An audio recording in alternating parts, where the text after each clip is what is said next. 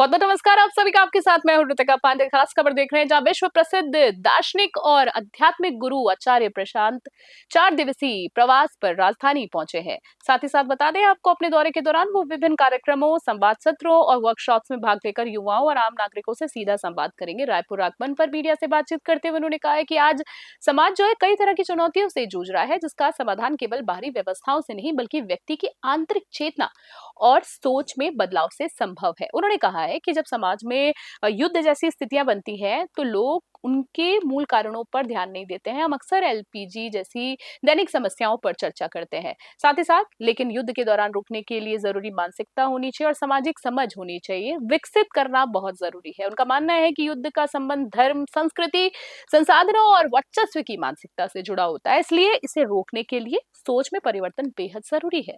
आचार्य प्रशांत ने स्पष्ट कहा है कि यदि अध्यात्म के बावजूद व्यक्ति के जीवन में कोई बदलाव नहीं आ रहा है तो वो वास्तविक अध्यात्म नहीं बल्कि दिखावा है। अध्यात्म का उद्देश्य भीतर जागरूकता और सकारात्मक परिवर्तन लाना है। युवाओं को लेकर उन्होंने कहा है कि उनके पास ऊर्जा तो है लेकिन सही दिशा का अभाव है। ऐसे में अभ्यास बहुत जरूरी है। अध्यात्म उनके लिए विकल्प नहीं बल्कि आवश्यकता होनी चाहिए जो उन्हें सही निर्णय लेने में क्षमता देगा। रायपुर से ब्यूरो रिपोर्ट देख रहे थे आप। ओपन सेशन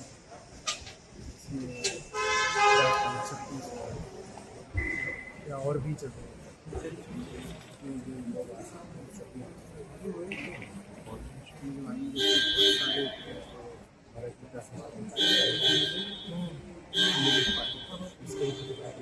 इसके अलावा हमारे यहाँ जो पाठ्यक्रम है उसमें व्यवहारिक जीवन और अध्यात्म में दूरी में रहस्य नहीं। अगर आप पूछ रहे हैं कि किस तरह की बातें होंगी, क्या सवाल तो बिल्कुल जो व्यवहारिक जीवन की ज़मीन से जुड़ी रोज़मर्रा की बातें होती हैं वही होती है और उन्हीं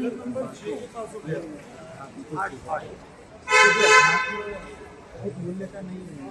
अगर वो आपके रोज़मर्रा के जीवन में बदल नहीं पाए, अगर आपके भीतर एक और उसमें ढांचा तैयार कर दिया जिसको आप आध्यात्मिक बोलते हैं, जो कोना नया तैयार कर दिया, तो फिर अध्यात्म बहुत मूल्य है। हम चाहते हैं कि हम जैसी ज़िंदगी जिए वही आध्यात्मिक हो जाए। हमारे घर, हमारे दफ्तर, परिवार, व्यापार, समाज, कारोबार, यही सब में अध्यात्म।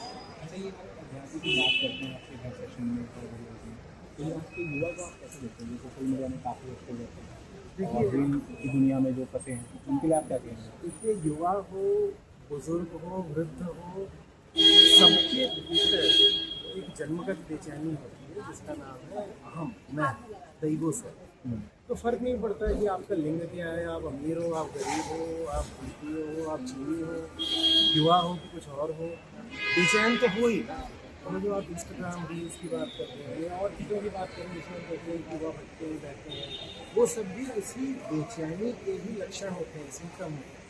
तो युवाओं का तो और ज़्यादा आकर्षण होता है अध्यात्म की। अभी मैंने की बात करी, हमारे तो आधे से ज़्यादा जो प्रतिभागी हैं वो 30-35 वर्ष से कम उम्र की है।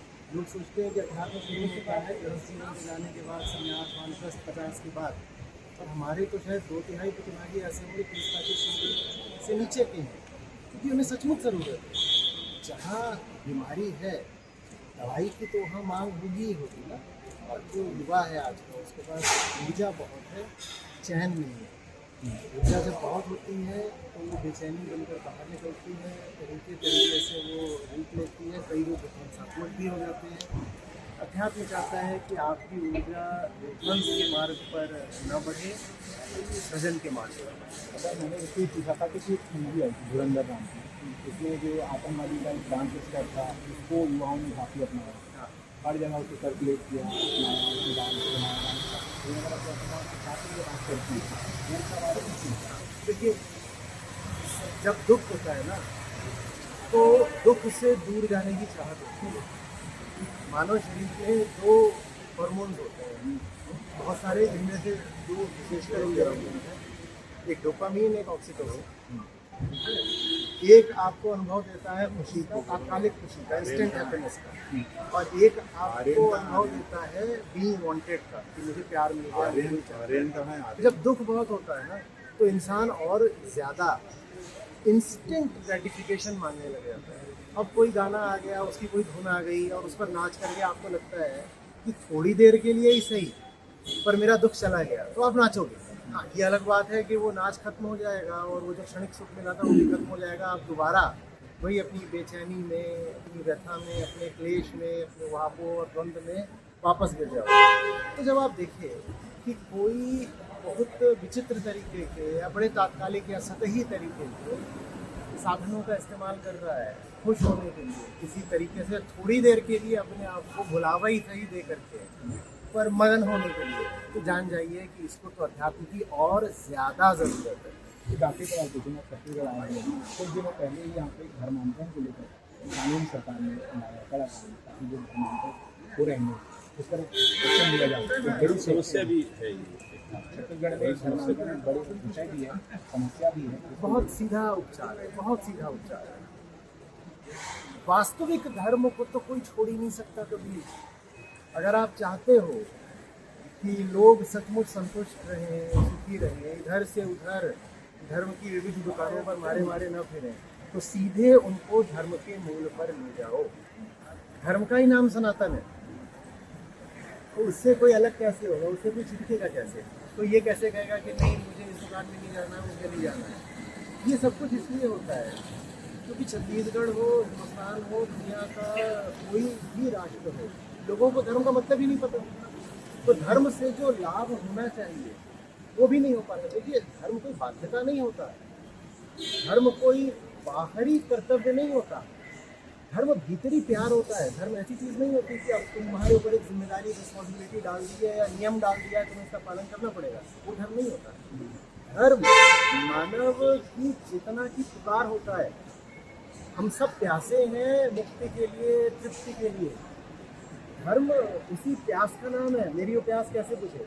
अगर वो प्यास हम सचमुच बुझा पाए तो किसी को दर दर भटकने की ज़रूरत नहीं पड़ेगी। समस्या इसलिए आ रही है क्योंकि हमें धर्म पता ही नहीं है। धर्म के नाम पर हम जहाँ फंसे हैं, मैं उसको लोक धर्म कहता हूँ, कि जिसमें क्या आ जाता है, उसमें बहुत तरह की कथाएँ आ जाती हैं, बाहरी रिवाज और संस्कार आ जाते हैं, पर उसमें धर्म का मूल कहीं नहीं आता। जब धर्म का मूल नहीं आता तो भीतर की जो व्यथा और बेचैनी वो मिटती नहीं। जब वो मिटती नहीं तो आदमी फिर तरह तरह के प्रलोभन या डर इनके वशीभूत हो सकता है, वो फिर इनके प्रति वल्नरेबल हो जाता है। फिर आप आकर के उसे झांसा दे करके भी लुभा सकते हो, डरा के भी लुभा सकते हो, और कई बार जैसा होता है कि वो अपनी बेचैनी के कारण ही इधर उधर जा करके भटकना शुरू कर देता है। कुछ सालों से धर्म को राजनीति से जोड़ा गया है, तो कुछ रूप में नहीं, राजनीति नहीं, सब कुछ धार्मिक होना चाहिए, पर वास्तविक रूप में धार्मिक होना चाहिए ना। ये जो अभी बातचीत हो रही है ये भी धार्मिक होनी चाहिए, व्यापार भी धार्मिक होना चाहिए। यहाँ पर हमारे रक्षाकर्मी खड़े हैं, पुलिस और अन्य लोग, इनका भी व्यवहार धार्मिक होना चाहिए। मनुष्य तो धार्मिक ही प्राणी है। हमारे सारे संबंध धार्मिक होने चाहिए, हमारा व्यापार कारोबार धार्मिक होना चाहिए, परिवार धार्मिक होना चाहिए, समाज धार्मिक होना चाहिए, इंडस्ट्री धार्मिक होनी चाहिए, अंतर्राष्ट्रीय संबंध धार्मिक होने चाहिए। पर तब न जब धर्म का असली अर्थ पता हो। हमने धर्म का जो अर्थ लगा लिया ना, पंथवाद से हम लगा लेते हैं। पंथवाद के लिए तो मना करा है सब ज्ञानी जनों ने भी, और जो हमारा संविधान है वो भी पंथ निरपेक्ष है। तो पंथ से बचना है, तरह तरह की जो गुटबंदियां हो जाती हैं इनसे बचना है, पर धर्म से नहीं बचना है। राजनीति को निस्संदेह धार्मिक होना चाहिए, बात मैं पूरी जिम्मेदारी के साथ बोल रहा हूँ। और यही नहीं, राजनीति ही नहीं, मनुष्य की गतिविधि के हर क्षेत्र को धार्मिक होना चाहिए, पर तब जब हमें धर्म का वास्तविक अर्थ